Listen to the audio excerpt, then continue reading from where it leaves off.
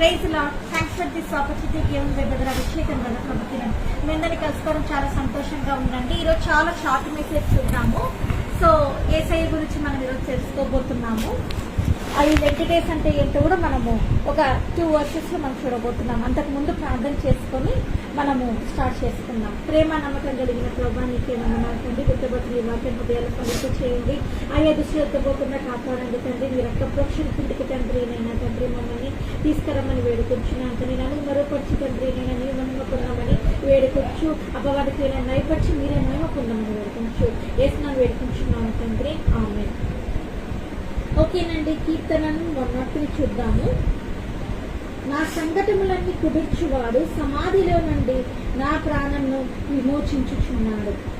ఈ సంఘటనలన్నీ ఈ డేస్ లో మీరు ఎందుకుంటున్నారు? ఫైనాన్షియల్ ప్రాబ్లం కావచ్చు, జాబ్లెస్ కావచ్చు, మ్యారేజ్ ప్రాబ్లం కావచ్చు, పిల్లలు లేకపోవచ్చు, మీకు ఎన్నైనా కావచ్చు. సో వీటన్నిటిలో వచ్చారో ఈరోజు వేసి ఏమంటున్నాడంటే నిన్ను ఏంటంటే నీ సంఘటనలన్నీ కూడా ఏవైతే నీ ప్రాబ్లమ్స్ ఏవైతే ఉన్నాయో అవన్నీ కూడా ఈరోజు ఏం చేస్తాడంట, అన్ని కూడా డిస్ట్రాయ్ చేసేస్తాడంట. అది ఏ బంధకమైనా కావచ్చు, అది మంత్రశక్తి అయినా కావచ్చు, చేతబడి చిల్లంగి బాణమతి కావచ్చు, లేకపోతే అది ఇంకా శాపం కావచ్చు, పూర్వీకుల శాపం కావచ్చు, తల్లిదండ్రుల శాపం కావచ్చు, అది ఏదైనా కావచ్చు.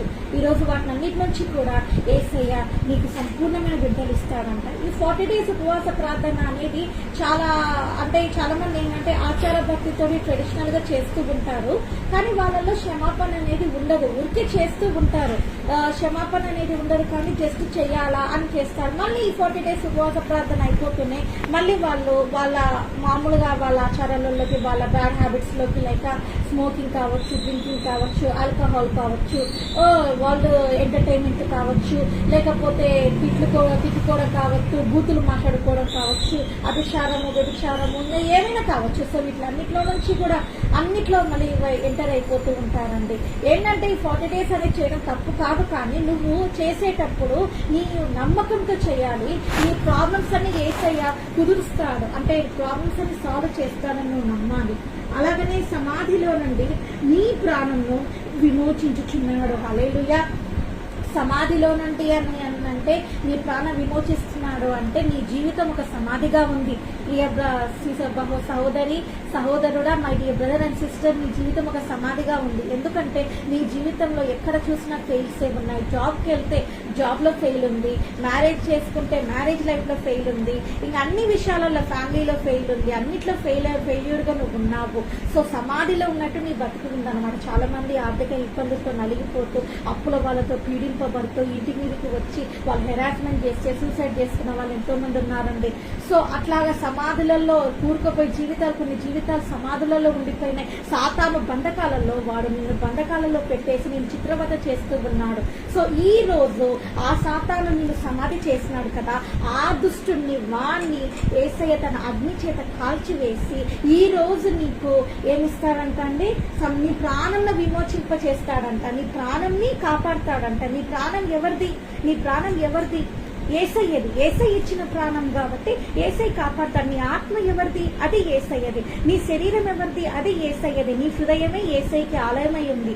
కాబట్టి నీ హృదయంలో యేసయ్య మాత్రమే ఉండాలి, ఇంకా ఎవరు కూడా ఉండకూడదు. ఈ లోకానుసారమైన జీవితం, శరీరాశ, నేత్రాశ, జీవ కుటుంబం, ఈ 3 నీలో ఉండకూడదు. కేవలం యేసయ్య మాత్రమే ఉండాలి. కాబట్టి నీ ప్రాణంని నువ్వేం చేయాలంటే ఈ 20 days ప్రార్థనలో, దేవా సమాధి లాంటి నా జీవితాన్ని, కూరుకుపోయిన నా జీవితాన్ని, అయ్యో నా భర్త హింస నేను భరించలేకున్నా, నా భార్య హింస నేను భరించలేకున్నా, నా అత్తామామలతోటి నేను భరించలేకపోతున్నాను, నా కోడళ్లతోటి, నా అల్లుళ్లతో నేను భరించలేకపోతున్నాను, నా పిల్లలు నన్ను హింసిస్తున్నారు, నన్ను బయట క్రిటిసైజ్ చేస్తున్నారు, కృంగతీస్తున్నారు, మానసికంగా ఎంతగానో నలగొడుతున్నారు అని చెప్పేసేసి నువ్వు ఈరోజు యేసు దగ్గరికి మొరపెడుతున్నావేమో. తల్లి, ప్రియ తండ్రి, ప్రియ సహోదరుడా, ప్రియ సహోదరి, ఈరోజు నీ ప్రాణంని యేసయ్య విమోచిస్తానంటున్నాడు. అలానే కరుణా కటాక్షములు నీకు కిరీటంగా ఉంచి ఉన్నాడు. ఏంటంటే కరుణా కటాక్షము నీకు ఇస్తాడంట. ఈ 40 days ఉపవాస ప్రార్థనలో యేసయ్య కరుణ నీ మీదకి వస్తుంది, నీ కుటుంబం మీదకి వస్తుంది, యేసయ్య కృప నీ కుటుంబం మీదకి వస్తుంది. ఏంటంటే నువ్వేం చేయాలంటే శత్రువుని కూడా నువ్వు ప్రేమించాలి. చాలా మంది ఏంటంటే కోడళ్ళు మామల్ని క్షమించారు, అత్తలు ఏంటంటే మరి కోడలను క్షమించారు, అలాగనే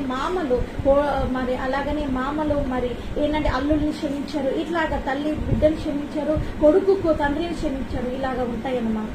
సో ఇట్లాంటివన్నీ కూడా నెగిటివ్నెస్ అన్నమాట. క్షమించకపోవడం అనేది ఏంటంటే మీరు తెలుసుకోవాలి, క్షమించిన వాడే నిజమైన క్రైస్తవుడు. క్షమించకపోతే ఏమవుతారండి వాళ్ళు? నా బైబిల్ కాలేజ్ లో కూడా చెప్పేటోళ్ళు, if you don't have the forgiveness heart, నీకు కానీ ఫర్గివ్నెస్ హార్ట్ లేకపోతే ఏమైతుందండి? ఏమైతుంది? You will directly go to hell అని మా లెక్చరర్స్ చెప్పేటారు. డైరెక్ట్ గా నరకాగ్నిలోకి వెళ్ళిపోతారు. శత్రువుని కూడా క్షమించాలి, ఎందుకంటే యేసయ్య తాను పోర్చిన వారినే క్షమించినారు. యేసయ్య తండ్రి వీరు ఏం చేయించినారో వీరు ఎరుగరు గనుక వీరిని క్షమించమని యేసయ్య చెప్పినాడు. అదే మార్గంలో మనం నడవాలండి. అలా నడిచినప్పుడు సమాధిలో ఉన్న నీ జీవితము, సమాధి ఉన్నగా నీ బతుకు యేసయ్య పూర్తిగా ఏం చేస్తారండి? నీ ప్రాణంని విమోచిస్తాడు. నీ జీవితాన్ని, నీ ఆత్మని, నీ శరీరాన్ని, నీ ప్రాణాన్ని సాతాను చేతిలోకి వెళ్లకుండా విడుదల చేసి నీ జీవితాన్ని ఎంతో ఉన్నతంగా దీవిస్తాడు. ఈ 40 days ఉండడం తప్పు కాదు, నేను తప్పు అనడం లేదు. బట్ ఈ 40 days ప్రేయర్ లో నువ్వు నిజంగా ఆత్మతో సత్యముతోటి యేసయ్యని ఆరాధిస్తున్నావా? నిజంగా నువ్వు యేసయ్యని నువ్వు కోరుతున్నావా? నిజంగా నీకు యేసయ్య కావాలా? ఇంకొక నువ్వు శత్రువుని క్షమించి నువ్వు ప్రార్థన చేస్తున్నావా? లేకపోతే ఓన్లీ ఊరికే 20 days అని ఉంటున్నావా? ఒకసారి నిన్ను నువ్వే పరీక్షించుకొని నీ జీవితాన్ని మార్చుకో. ఈ రోజు యేసయ్య నీ జీవితాన్ని అద్భుతాలు చేస్తాడు. సాతానుగాడు ఎలాగ వస్తాడు అంటేనండి, వాళ్ళు 40 days ఉన్నారు, మనం 40 days ఉన్నాము. సో అది కాదు, వాళ్ళు 40 days ఉండడం, మనం 40 days ఉండడం కాదు. నిజంగా ఆత్మతో సత్యముతో నువ్వు ఆరాధించాలి. పరిశుద్ధాత్మ దేవుని నువ్వు నీ జీవితంలో ఆహ్వానించాలి. క్షమించే గుణం నీలోకి రావాలి. నిజమైన క్రైస్తవుడు ఎవరు అని అంటే క్షమించేవాడేనండి. ఈ లోకంలో నిజంగా క్రిస్టియన్ ఎవరు అంటే శ్రమలు అనుభవించేవాడు. శ్రమలు లేకపోతే నువ్వు యేసయ్య బిడ్డవు కాదు. శ్రమలలో వెళ్తున్నావంటేనే నువ్వు యేసయ్య బిడ్డవని గ్రహించాలి. కాబట్టి ఈ రోజు నేను చెప్పేది ఏంటంటే, మెయిన్ సమాధిలో నుంచి నీ ప్రాణులు విమోచిస్తాడంట. అలానే కరుణా కటాక్షం నీకు ధరింపజేస్తాడంట. ఇంకొకటి ఏంటంటే, నీ సంకటములన్నీ, నీ సమస్యలన్నీ కూడా కుదురుస్తాడంట. పరలోకంలో ఉన్న మిఖాయిల్ దూత నీ పక్షాన వచ్చి యుద్ధం చేస్తాడంట. సంహార దూత అని ఒకటి ఉంటుందండి, అది సాతాను. ఆ సంహార దూత వచ్చేసి నిన్ను దాటిపోతుందన్నమాట. ఆ సంహార దూత అనేది సాతాను. సో ఆ సంహార దూత అనేది నిన్ను దాటిపోతున్నది, వెళ్ళిపోతుంది, కాలిపోతుంది. మిఖాయిల్ దూత వస్తే అన్ని కాలిపోవాల్సిందే. లూసిఫరే ఆకాశం నుంచి కింద పడిపోయినాడు. సో కాబట్టి ఎలాగ పడిపోయినాడు? మిఖాయిల్ దూతతో యుద్ధం చేసినప్పుడు ఏమైపోయినాడంటే, పూర్తిగా ఏమైపోయినాడు? ఓడిపోయి ఆకాశం నుంచి పడిపోయినాడు అనమాట. ఎక్కడికి? మధ్య ఆకాశంలో పన్నాడు. కాబట్టి అంత శక్తిమంతులు అన్నమాట దేవదూతలు. కాబట్టి దేవదూత సహాయం తీసుకున్నాము. ఉపవాస ప్రార్థన చేసేటప్పుడు దేవదూతలు రావాలని, పరిశుద్ధాత్మ అభిషేకం రావాలని, పరిశుద్ధాత్మ నింపుదల రావాలని, యేసయ్య రావాలని, పరిశుద్ధాత్మ దేవుడు రావాలని, త్రియేక దేవుడు నీ జీవితంలోనికి, నీ ఇంటిలోనికి రావాలని మనము కోరుకున్నాం. ఈ చిన్న వాక్యము యేసయ్యని హృదయాల్లో ఫలింప చేయను కాక ప్రార్థన చేసుకుని ముగించుకుందాం. ప్రేమ నమ్మకం కలిగిన ప్రభా, నీకే వందనాలు తండ్రి. నైనా 20 days ఉండడం తప్పు కాదు, కానీ తండ్రి ఆ 20 days లో అయ్యా తండ్రి శత్రువుని ప్రేమించాలని, క్షమించాలని తండ్రి మీరు మాతో మాట్లాడినారు. అలాగనే తండ్రి అప్పుడే నీకున్న సమస్యలన్నీ కూడా తీర్చబడతాయని చెప్పినారు. సంహార దూత దాటిపోతుంది అని మీరు మాట్లాడినారు. అయ్యా తండ్రి నేను క్షమించే గుణం రావాలని తెలిపినారు. అలాగనే తండ్రి నేను అప్పుడే కరుణా కటాక్షం అని తండ్రి ధరింపజేస్తానని అన్నారు.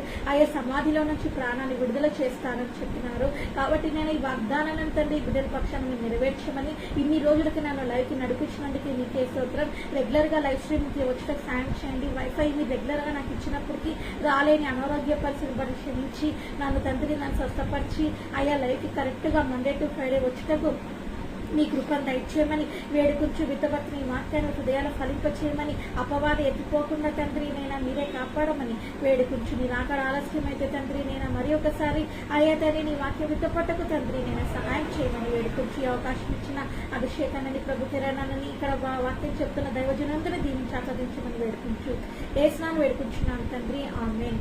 మన తండ్రి దేవుని ప్రేమయు, కుమారుడైన యేసుక్రీస్తు కృపయు, పరిశుద్ధాత్మ దేవుని సహవాసం మీకు మీ కుటుంబాలకు తోడైండును గాక. ఆమేన్. ప్రైజ్ లార్డ్ అండి.